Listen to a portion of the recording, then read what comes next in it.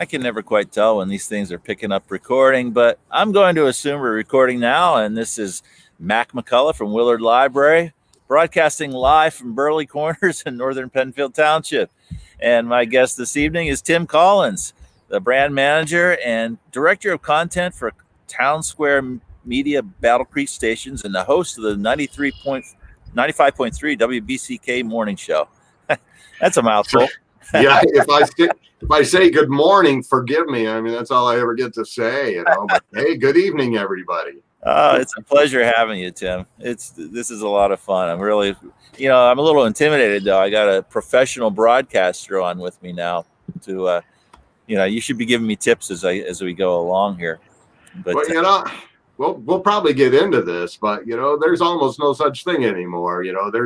There's a media person who has to do an awful lot, and you've done an awful lot in media, and you've seen it expand. And there's no such thing as one tiny corner of media anymore, like it was, when we were growing up, or even when we started our careers. Yeah, that's true. I, even when I was in the news business, I plunged into broadcast a little bit with WWMT, and I was like a fish out of water there, but.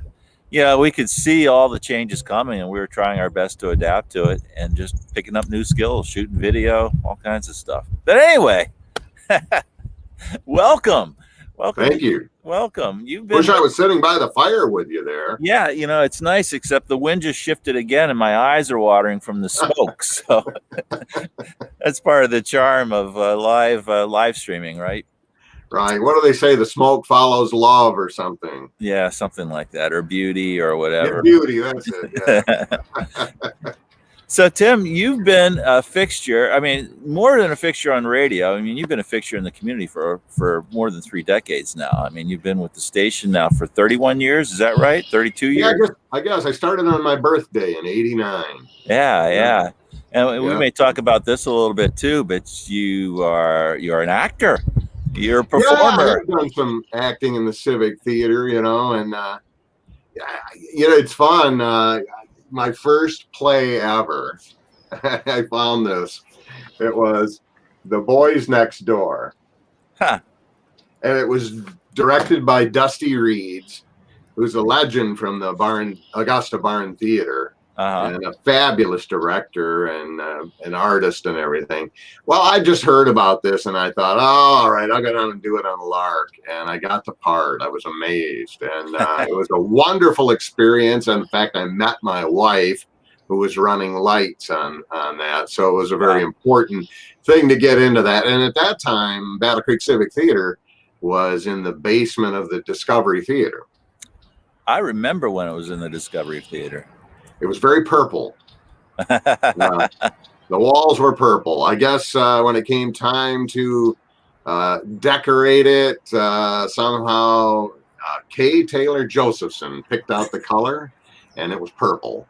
And and it was a very intimate setting. The Discovery Theater was a neat little place, but it was not diverse enough for a lot of theater.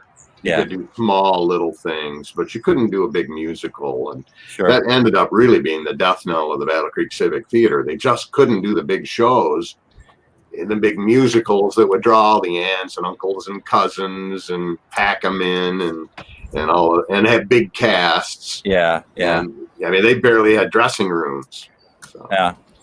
Well, there's always the hope for the future, but is that something like the media that is in our modern age just doesn't pull the audience like it used to, or do you think it's poor planning?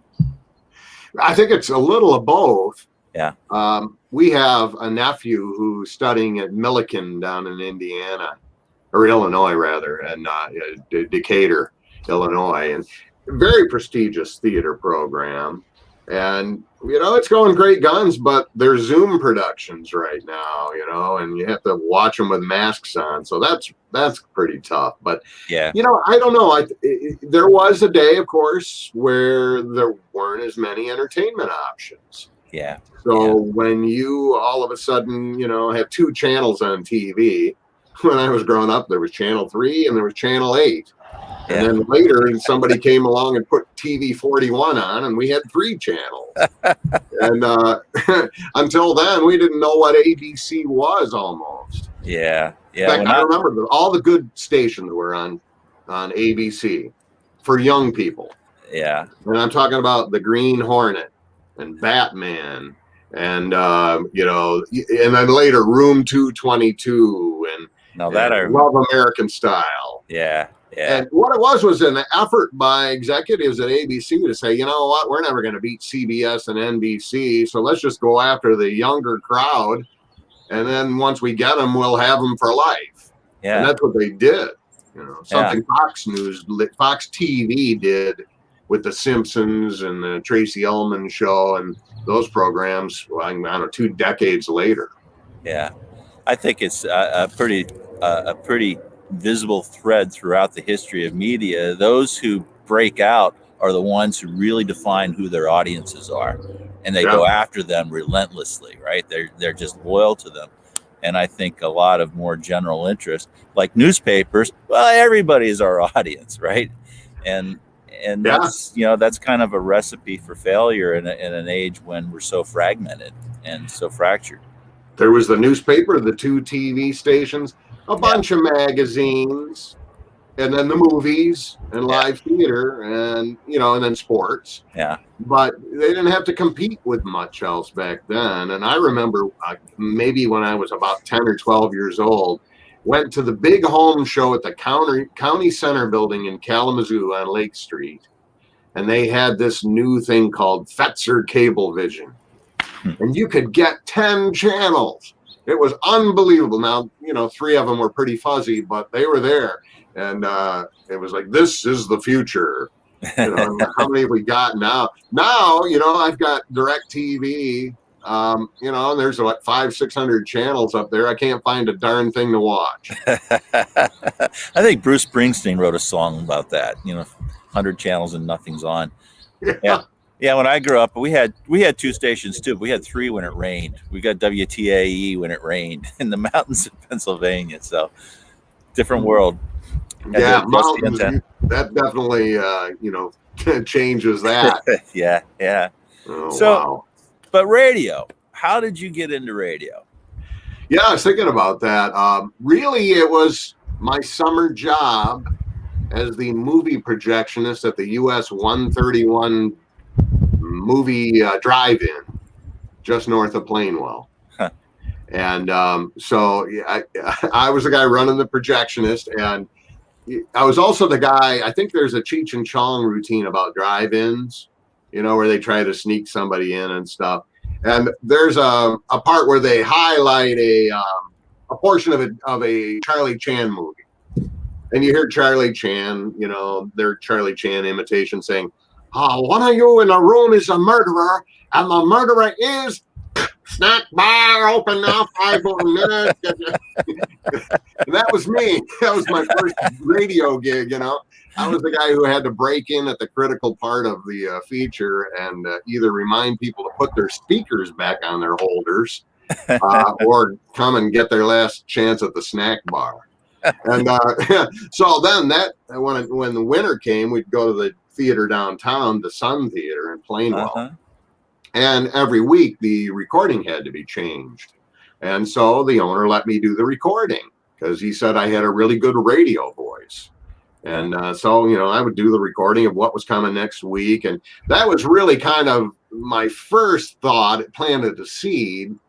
And, you know, then fast forward a few years where I'm in college age at Western Michigan University. And a whole bunch of jazz musicians lived in a house where we would just kind of hang out and have fun and tell stories and make goofy answering machine messages.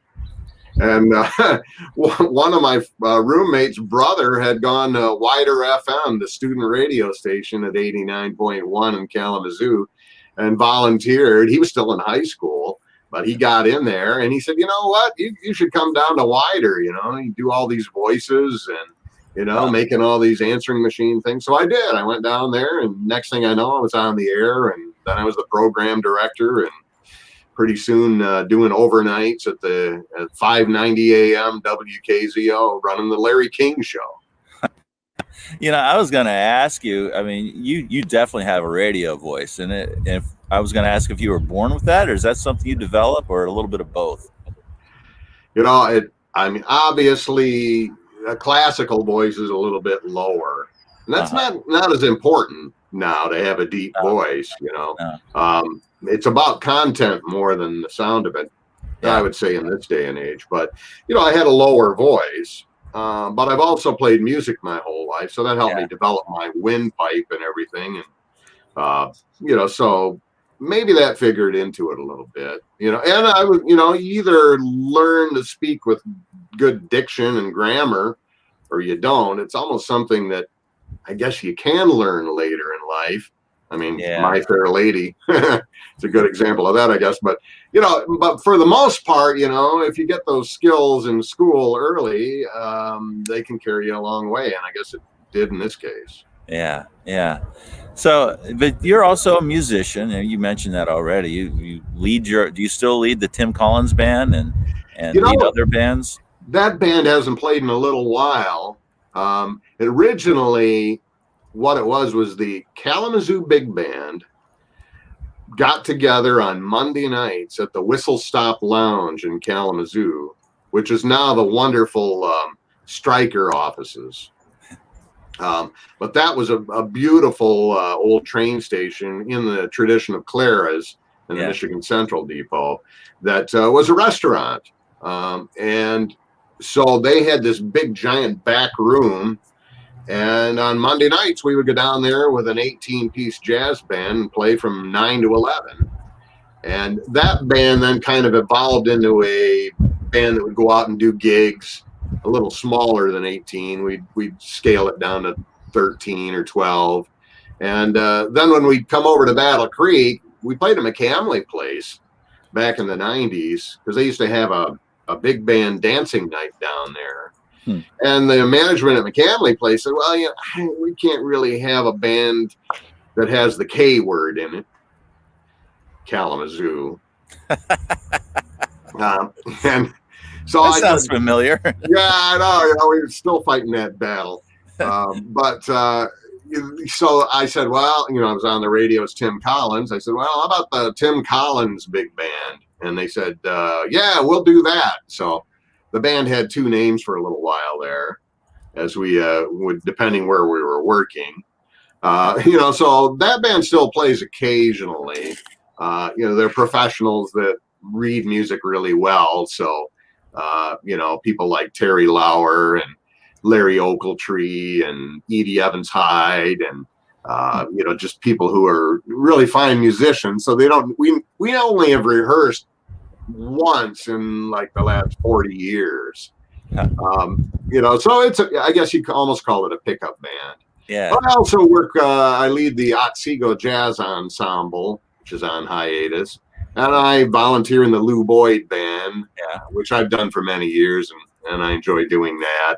And I play in the really, really fine Gull Lake Jazz Orchestra, led by Harry Bosch, who some people might know has worked as an investment broker here in Battle Creek for a long, long time. And, so I play in a lot of different groups, and right now, none. The last thing I did was playing Christmas carols for the Salvation Army bell ringing stand back in December.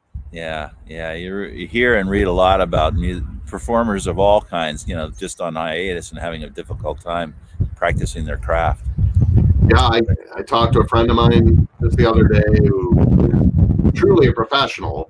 I mean, he does a fair amount of teaching, but he also plays jazz professionally. He's a great player.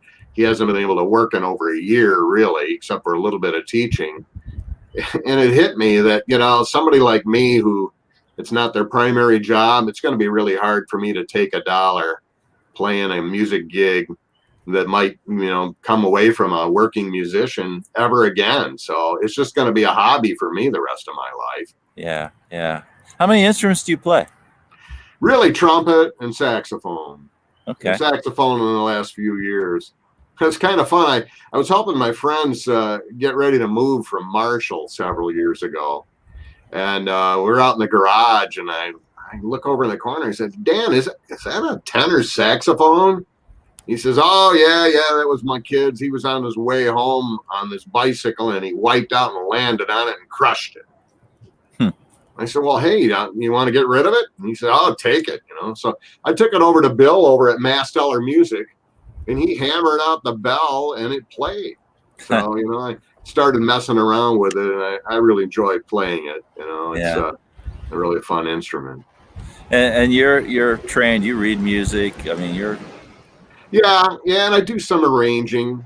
Yeah. Haven't done that a lot lately. Just been too busy. It's really time consuming. But sure. Yeah, I do some arranging. I do some, we play professional gigs when we can, Although, the time where somebody wants a big band for their wedding is, starting to go by, all right, it already has kind of gone by. Every once in a while, you'll find somebody who wants to do that. And, we had some people that got married and they had us for their wedding. And then when the 20th year anniversary came around, they hired us again. And so we did another gig like that. So, but those are few and far between. It's funny. I want to get back into radio, but it's interesting because the only time that I ever really listened to big band music a lot was on an AM station in Atlantic City, New Jersey. I drove a 1970 Plymouth that had the best damn radio. It picked up stations crystal clear, and I used to listen to a lot of it there. But I want to tell us about working in radio. I mean, what was it like when you got into the business, and how has it changed? Well, and before I get into that too, you just gave me a thought about listening to AM stations. Yeah. Because that's something I did as a kid. Me too. Turning the AM dial, and at night you could get a lot of these stations. There were and still are clear channel stations, and that's not Clear Channel the company. It means they're basically 50,000 watt stations that don't have other stations in the way to interfere. One of those would be like KMOX St. Louis. And so I was a big St. Louis Blues hockey fan, back when they had Al Arbor and stuff back in, their late 60s, early 70s. And, I would scan the dial for these far off stations. Yeah. I remember one night coming up from Florida and in the Smoky Mountains picking up Ernie Harwell on WJR Detroit. And it was such a comforting feeling when you're so far away from home, So that was always kind of a big thing with me. But when I first started in radio, it was very different. Staffs were big. AM was king, really still. Yeah. Now, especially in Battle Creek, there was always one AM station in every town that still was very well established, usually as the community news talk station. And that brand happened to be on AM radio. There'd be these big sales staffs and marketing directors and promotion directors and all these different positions. I think at its peak, probably in about 2000, our building had 4 radio stations and maybe 55 employees. Now we have 2 radio stations and really like 5-6 employees. Yeah. But we share employees with our, Kalamazoo outfit. We're part of Town Square Media. So they kind of call that a cluster now. Yeah. But, when I started, Dave Eddy was the morning mayor. Tom McHale was the news director. Yeah. And, I admire them both so much. But Tom was just the epitome of a be accurate, be fair, get 2 sources for all of the news. Yeah. You don't get it from anywhere else except the police officer's mouth or wherever. I mean, he was always flying out of there in his big old Chevy Impala and flying downtown or somewhere to get the story and then bring it back and then bat it out on his old typewriter, which, by the way, is still in the WBCK newsroom. Oh, yeah? Yeah, it's an olive green Royal manual typewriter, and then it's still there. I love those old stories. I mean, did you have a scanner and you'd race to the door to see who got there first? Or He actually did, had a scanner in there going all the time. And, these mothers who can kind of like have eyes in the back of their head and they can watch 10 kids talk on the phone, make dinner, do their project from work all at once. That was Tom McHale in the newsroom with the scanner going and everything else. But yeah, it was certainly different then. And you know what else was different, because there was a lot more competition. Yeah. I remember a consultant came in and said, "Oh, you got to run this every hour, hear it tomorrow or read it tomorrow or hear it now." And basically what it was noting that newspapers were stuck waiting till tomorrow's edition before they could bring you the news, but radio could bring it to you instantly. Yeah. And, they wanted us to pound that. Well, that idea is long gone. Now, as soon as it happens, Trace Christensen's got it up on the Battle Creek Inquirer website, right? Or maybe the radio station or one of the other outlets, but it's instantaneous, or somebody's got it up on Facebook, and then we're all scrambling to find out, where'd that come from? Yeah.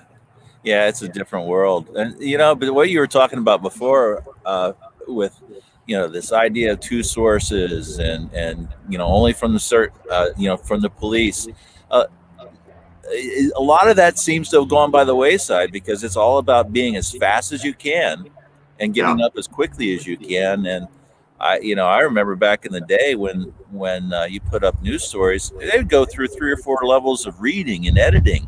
Now it's just like get it up as quickly as you can. There's a lot of plus there aren't editors. That's true. There's no way to do it anyway. Newspaper. Everybody is in our business now. Not only we do the radio, but we're also expected to be writers, photographers, and editors, and headline writers. And when you put an article up on the internet, there are like a million different boxes to fill out to make sure that it gets attention from the search engines and everything else. That takes a long time to really do it correctly. And then, they teach us, how to write the best headlines to attract people's attention. Certain key words like jaw-dropping. If you put jaw-dropping in your headline, you're guaranteed to get an extra 10,000 clicks or whatever. Yeah. Yeah, it's funny. A lot of the things that the industry, the business does now are things that we were taught not to do. At least I was coming up. I mean, it was the anti-sensationalism, the way I was trained at least.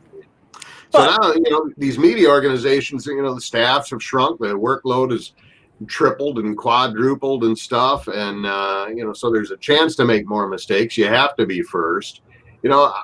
Instead of all of a sudden competing with the newspaper and the magazines and the TV stations, I'd like to see us pool our efforts together, and work as a team just to get it right. Yeah, absolutely. Yeah, but one thing I want to say about radio, I mean, you mentioned Dave Eddy. He's an institution. I'd say you're an institution to a degree. And what do you think the power of radio is? And how is it enduring today? First of all, it's a personalized medium still. Yeah. It's basically a guy on the radio talking to you in your car. And that's still the way I think it should be done. Rush Limbaugh used to get away with saying, "You people out there listening," but nobody else really, they never taught us to do that. Just think of one person, talk to them. It's a personalized medium. So, there is that. It's portable. It's something that people can do while they do other activities. And Lord knows we got a lot of those we have to do all the time. Yeah. So I think that's part of it. Also just, it's maybe a little more consistent, at least with our type of station.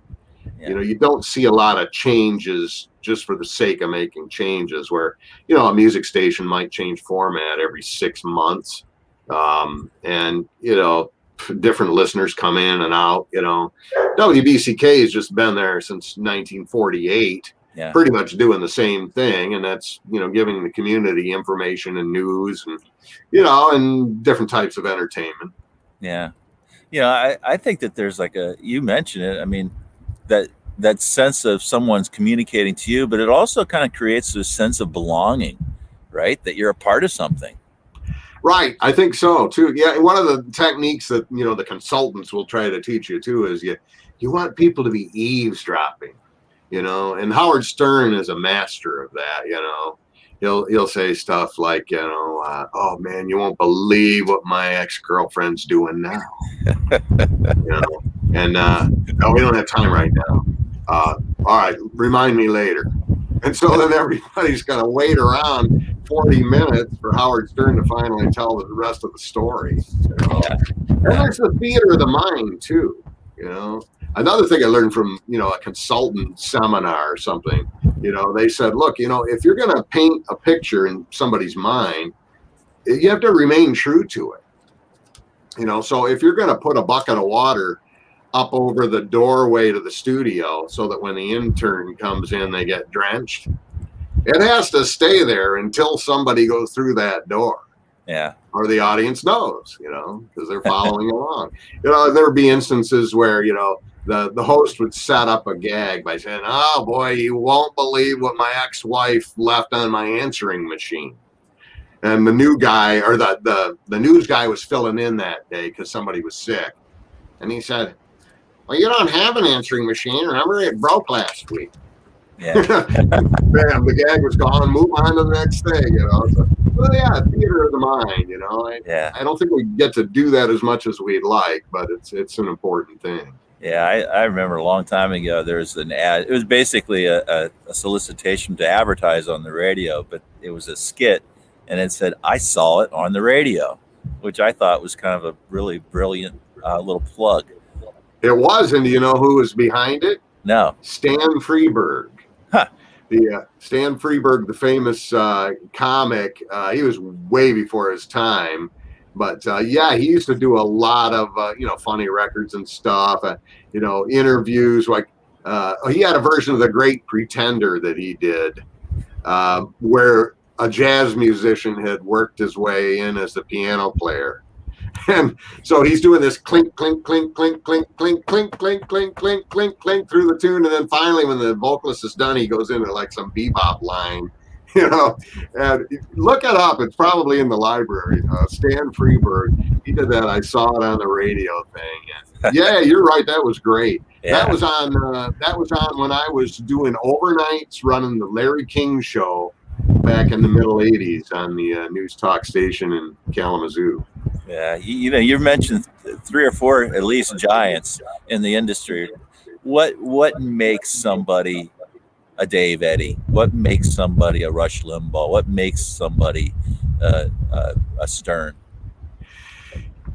I don't know if I guess it's kind of a common thing, and one is it's a consistent personality day in and day out.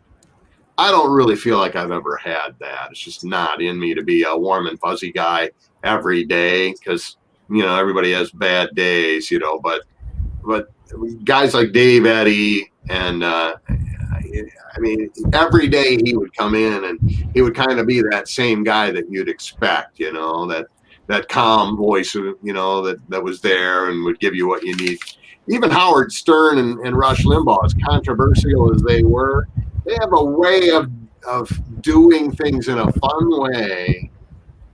Now they're looking for a replacement for Rush Limbaugh, and everybody's asking me, who are you going to go with? Who's going to be the new Rush Limbaugh on BCK? And I don't like these guys that are bomb throwers, or that are making people mad, and that are constantly pushing the envelope on just that emotion, because Rush Limbaugh, he made things fun, and it was kind of he used to say he was a harmless little fuzzball.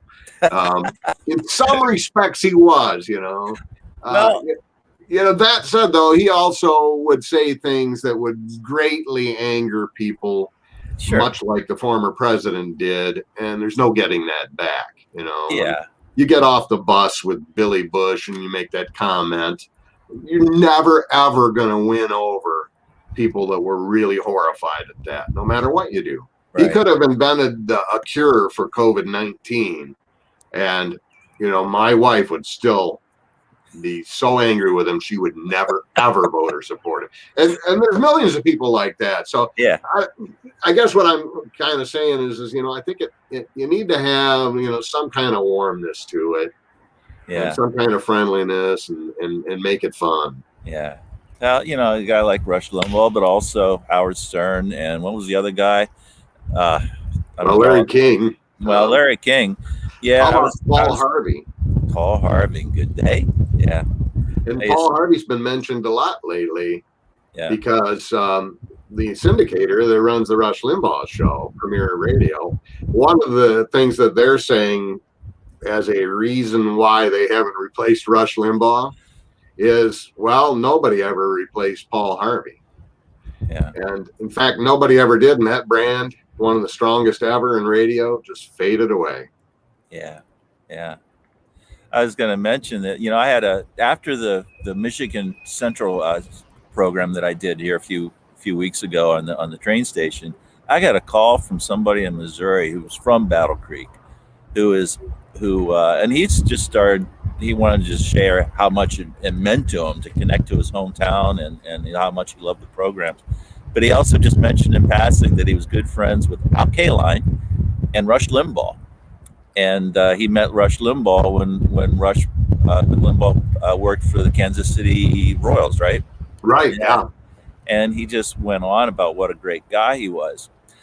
And, for a lot of people, I mean, that's just inconceivable, that with their perception of who he is. And I just thought it was kind of an interesting insight into our world, how we put people in boxes. Now, you don't have to, you can really disagree with Rush Limbaugh, but there are others who see the human side of him and see a different person. I thought that was really interesting. Yeah, he definitely had a human side. I just think that like the former president and like a lot of politicians, name calling doesn't get you anywhere, and he would do some of that name calling in fun. He always called Biden plugs, and he coined that term feminazi way back. And, it was to make a point, but, he didn't win over everybody with that, and I think that there were a lot of people in this country just despised Rush Limbaugh, never heard him ever, never heard him on the radio. So, well, I think I have to confess. I mean, I'm a liberal. I've never listened to Rush Limbaugh. Only what gets played on the sound bites. Yeah, where he says something controversial like "I hope he fails." And so I was I read your piece on the website about how you came about to bring Rush Limbaugh onto the program, and one thing you said, actually, you should tell that story real quick. But one thing you said that really struck me was that he always kept his cool, and he always treated callers with respect, even when he disagreed with them. I would never have expected somebody to describe him like that. Yeah, and that was true. I mean, there were pioneers in talk radio like Bob Grant at WABC in New York. He would just light into callers that disagreed with him and scream at them and call them names and stuff. And, that was his thing. But what I always liked was that Limbaugh would try to be patient. He would try to find out why somebody believed what they believed. He would try to convince them to change their opinion. And he would do it in a very friendly and calm way, and so that was kind of a big thing. Yeah. And I had not even heard of the guy when my boss said, "Hey, what do you think of this? We're thinking about putting this on the radio." And I had to go and listen to it on another station to see what he was all about. Eventually we did put him on, and it was tape delayed. And we had these big old reel-to-reels in the studio, and we'd have to record hour one and then hurry up and rewind it during the top of the hour news, and then get hour two ready and record that and then play it back. And that's what we did for a few years there before it went to the live slot noon to 3. Yeah. Interesting. So yeah, we've already been through a half an hour, and we haven't talked about the book that we talked about, or a lot of other things that we talked about. But um, when I asked you about a book, you said Ayn Rand. Am I pronouncing that correctly? Ayn Rand was, Ayn Rand. yeah, Ayn Rand was certainly kind of changed my thinking a lot. And of course, this is the tour de force for Ayn Rand. Yeah. Atlas Shrugged. It's rather thick. And if you'd like to maybe check out a little bit thinner Ayn Rand book, Anthem. Anthem is a fascinating little book. Yeah, I picked up my copy on your recommendation. So, did you read it? I've started into it, and I've read about it. I didn't have time to. It's 122 pages. Yeah. And the premise is we're in the future, and the government and society has outlawed the word I. So we went to the Great Hall for dinner, and we did this and we did that. And, you cannot use the word I because there is no allowance for any individual thought, presence, or anything. Yeah. And it seems pretty apropos today, right now, as we start to outlaw all kinds of words and all kinds of thoughts and all kinds of terms, and frankly, even individuality. I feel like it's under attack right now. And it's a scary time. So Anthem is kind of a neat little read about how this person kind of has the realization that, wait a minute, why is this like this? And tries to get away. Yeah, this man and this woman go off and live in the woods, right? And they try to break away. Yeah. I mean, it's certainly thought provoking. It's not the blockbuster that Atlas Shrugged and The Fountainhead are. And of course, you can rent those, the movie, The Fountainhead. And I think Willard Library is where I rented it and watched it. And, and get the flavor of that pretty well. And I think maybe one of the internet services now has the Atlas Shrugged movie in 3 parts that was made recently. Yeah. The last few years. Well, I've been spending some time, after our conversation on whatever day that was, reading about Ayn Rand. And from a liberal perspective, it's even if you think ideologically it's not your cup of tea, I think that there's some things that you can pick up, because one of the things that I find fascinating about this is this idea of selfishness as not not a purely in your self-interest kind of thing, but really understanding who you are and being true to yourself. I think that's a little bit different, because I think a lot of people think of this as an attack on anything collective or anything where we're mutually independent or dependent upon each other. And the truth of the matter is, I think that we are dependent on each other, but at the same time, having a healthy assessment of who you are as a person. You hear about these people that do everything for everybody. Quite often, they're enablers, or they're people in alcoholic families who are just do, everything to keep the family normal, or whatever. Right.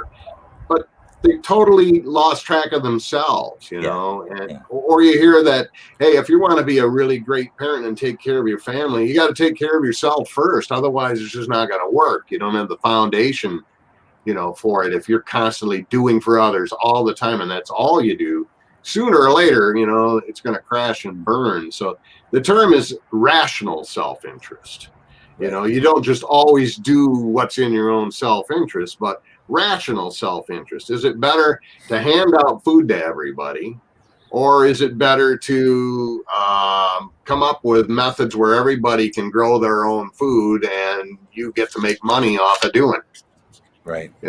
So if I came up with some super farm kit that I could sell for, $19 that would give people in urban America everything they need to grow their own food on their back porch. Is that better in the long run than giving them another welfare check? Maybe there's some balance in between there, but the idea that we just kind of this socialist society that we're moving toward, I think it's a big mistake. It moves us away from individualism and it moves us away from self-reliance and self-sufficiency. Oh, one more question I want to ask. The wind's picking up here. I hope the noise is clear. The audience hearing us, but why is it, at least my impression is that radio stations like WBCK, conservative talk is just a durable. It really thrives. And as you pointed out in the piece about Rush Limbaugh, liberal talk does not, unless you're thinking of like things like NPR and stuff like that. But why do you think that is? That's a question I've been getting and asking myself, for many, many years. Why hasn't there been successful liberal talk radio hosts? I think it goes back to what we were just talking about. People want to be self-reliant. They don't want to rely on a government. They want to be able to make their own decisions in their life. They want total freedom to do that. And too often, and especially recently, the left has been nudging toward completely the opposite, and I think that has a lot to do with it. People want to hear about ways that they can be more on their own.